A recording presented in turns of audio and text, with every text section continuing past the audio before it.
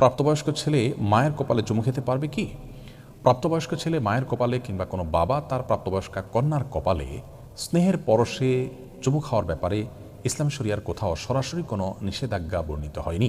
বরং আবু বকর সিদ্দিক রাদিয়াল্লাহু তাআলা আনহু তার কন্যা আয়েশা রাদিয়াল্লাহু তাআলা আনহার কপালে চুমু এঁকেছেন স্নেহের পরশে। একইভাবে রাসূল করিম সাল্লাল্লাহু আলাইহি ওয়াসাল্লাম তার কন্যা ফাতেমা রাদিয়াল্লাহু তাআলা আনহার কপালে স্নেহের পরশে চুমু এঁকেছেন। এটিও বিশুদ্ধ হাদিস দ্বারা বর্ণিত হয়েছে। এজন্য মৌলিকভাবে বিষয়টি নিষিদ্ধ নয়।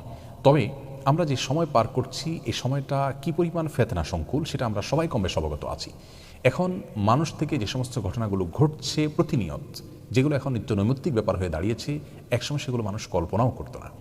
এরকম ফেতনা সংকুল এই সময়ে আমাদেরকে প্রত্যেকটি কাজের ব্যাপারে নতুন করে চিন্তা করতে হবে এবং সতর্ক থাকতে হবে।